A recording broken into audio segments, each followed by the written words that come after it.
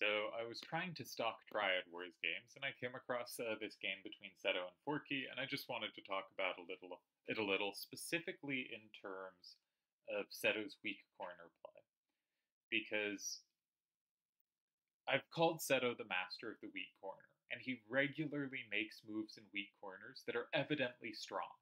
Like I can plug them into the solver or whatever, and the solver goes, "Yes, this is a very good move," and I go, "But why?" And like clearly he sees things I'm not seeing, right? And I thought this was a weak corner move he made that I could explain. And maybe by starting to have moves I can explain comfortably, I can get the better ability to be able to find such moves myself. So, first, I want to talk about Forky's starter in 5, where he clearly saw a synergy between 29A3 and A728, right? A728 has the same wall in 2, a plus wall in 6. He also has a plus wall in 8 with Kyros. This is a high synergy setup, right? And we see this high synergy setup responded to by something that gives him even more synergy, right? A946 is now has the same in 8, but also has the double capture in 4. 676A not only has the plus wall in 8, it also plus walls the card in 7. That will almost certainly never combo anything extra, but I guess it could. There are multiple cards with 2s facing down that could conceivably land in 4, right? It's taking this position where the opponent is trying to set up synergies for combos and giving them even more combos. And yet, it's a good move. So, why is it a good move? My understanding, which does not mean this encapsulates all of the reasons he made it, because again, Seto is but much better at understanding and much better at playing moves like this than I am. And so I'm going to make no claim that my understanding of his reasoning behind it is at all complete, because this is the type of move that is mostly out of my wheelhouse. But I think this one's kind of clear. He's creating multiple half safeties, right? 8A62 would be safe in 7, except there's a plus in 4 with A728 or A946. 8A62 would be safe in 8 or so with 3A87, except both are weak to 7. By getting rid of the square 7, and of course rid of the square above it, those cards are now, either of those cards are safe in 8. Similarly, 9495 is safe going up. Forky's hand has minimal down, but is not safe to the right. So what he does is he starts with a weak card, but now he is ready to make, he has multiple kind of safeties now, right? He's prepared safeties.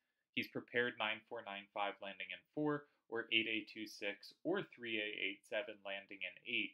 And preparing those future safeties is worth conceding lots of combo potential, even though the card he's currently playing poses no challenge to his opponent at all.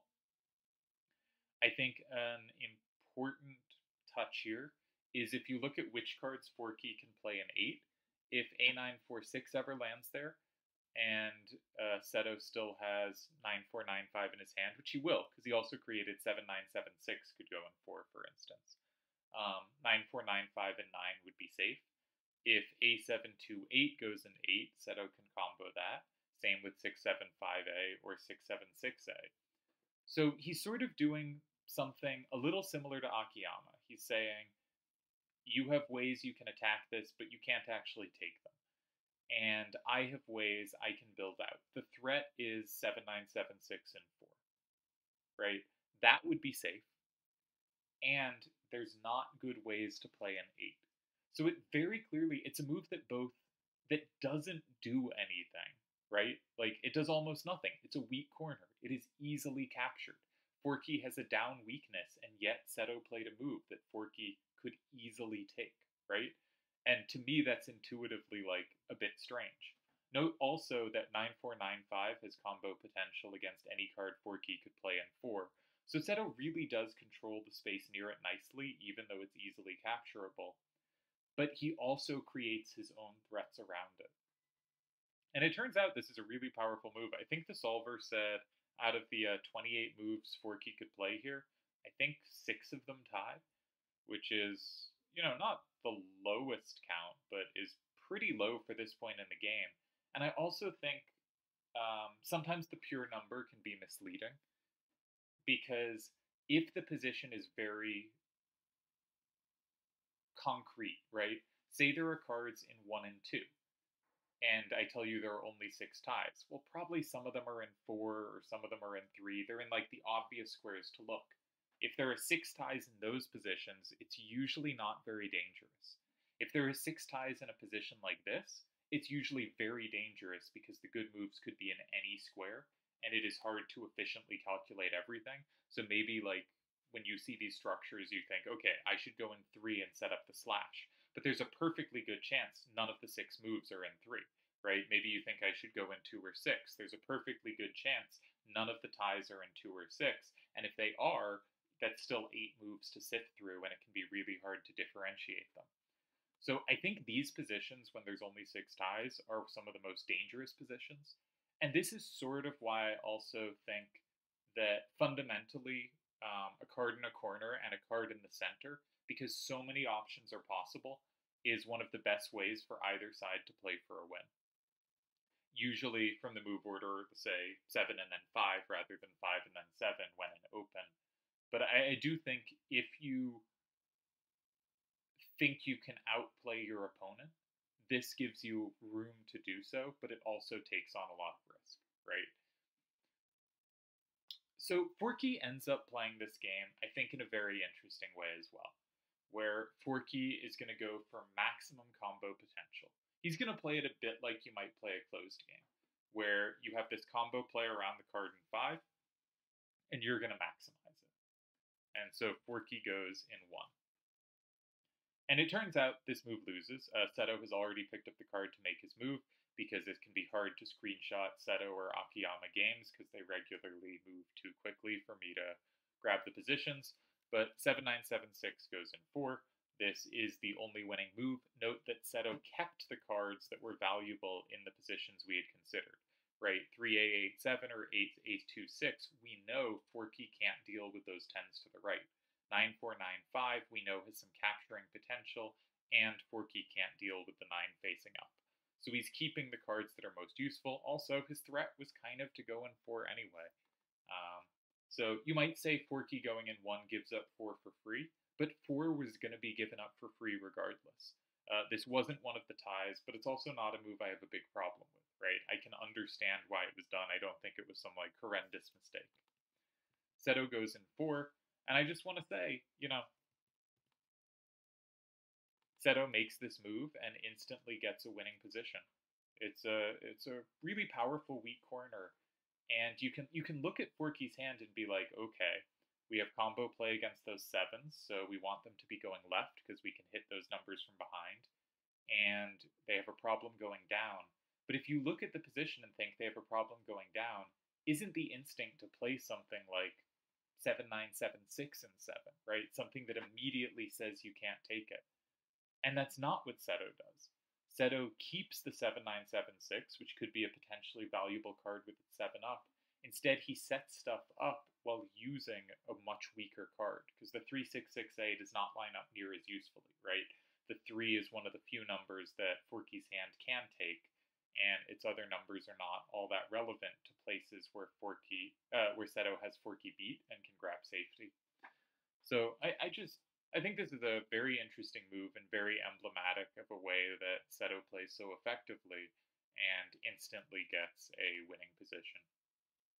Now, Forky again goes for max combo synergy, and here, likely due to playing quickly, though this is actually like the first time I think I've ever seen Seto miss a win with 4 moves left that wasn't, or a tie, that wasn't a mouse slip. So, nice to get this on the record. But it turns out there is a win here for Seto. He does miss it, and this shows that Forky's strategy of setting up combos, notice he's now set A9, 4, 6 up and 6, bears dividends here.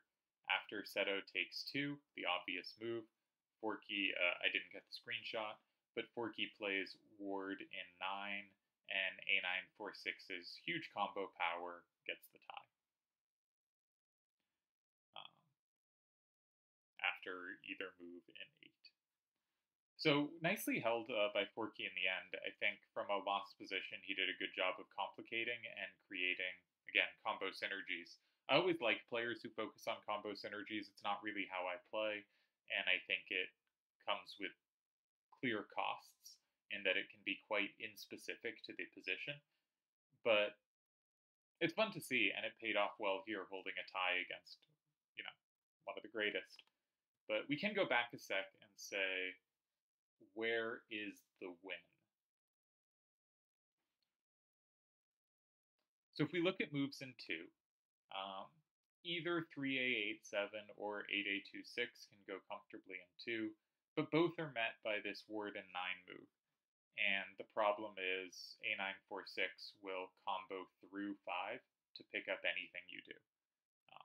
And so you're never going to have more than a tie there, because he's going to flip back most of the cards it touches, as well as an extra card. So 2 doesn't win. If you start an 8, then A728 has similar things, I think, just eyeballing it. So Forky can reply in 9 with A946, setting up ward to be the sweeper finisher, and that's still going to hold at least a tie. So neither 2 or 8 work, because both let Forky set up this pair of squares, right? In the game we saw 2, and then 6 and 8 become this pair of squares. I might have called it 4 a second ago, my bad. If we start an 8, then 2 and 6 become the pair of squares. So if you want to stop the paired squares, you really have to block 6. And after blocking 6, it is impossible to pair 2 and 8, right? Ward can never be set up to have both those squares. A946 can never be set up to have both those squares. So the move is to block 6. We still have to figure out which card goes there, though. Incidentally, 9 would have the problems of Forky can pick which paired squares he wants, right? He'd have his choice of either pair. So gotta block 6. If we put 9, 4, 9, 5, and 6,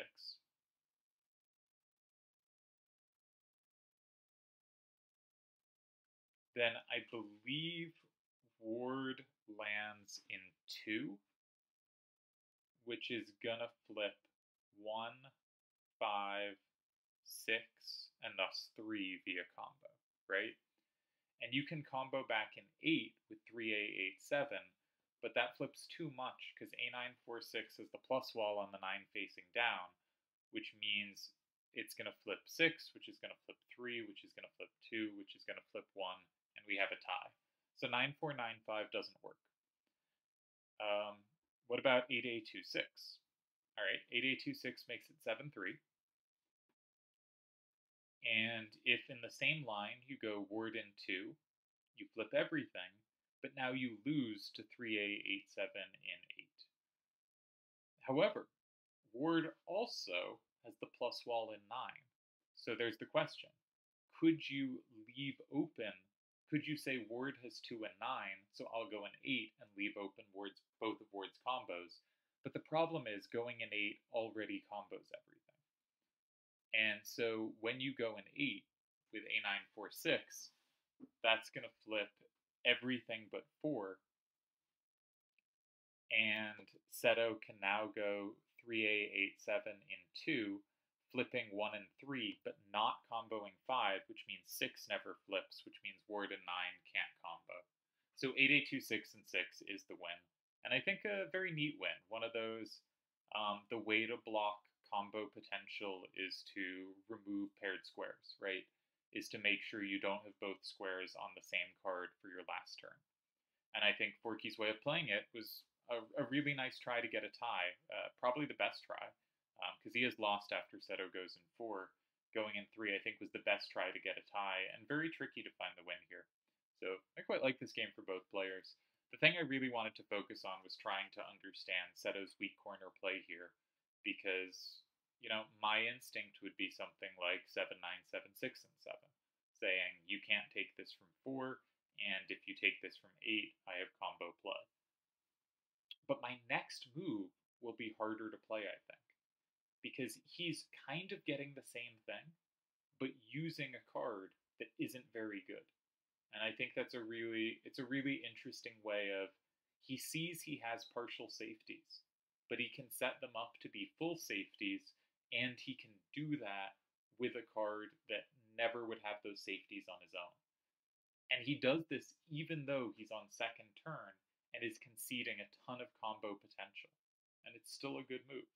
And the combo potential, yes, did come back to bite him, sure, but it still works, right? It's still this very powerful move, and it's very powerful despite making a really obvious concession. Because when I first opened this game up and saw this position, I thought, what a strange weak corner. You're on second turn, which means the opponent has last turn, which means you generally want to put out things that are difficult for them to take, because if they can take everything, they probably win. And you're increasing their combo potential after a starter already built for combo potential. And yet it works and is a really strong move. So I think this is a game, and specifically a move, worth studying more. And I wanted to give it a little attention. Just a random game, nicely played by both players, because I think this is one of the clearer examples I've seen of Seto doing something I both don't see most players do, but I certainly do not do myself, and doing it really effectively at a high level.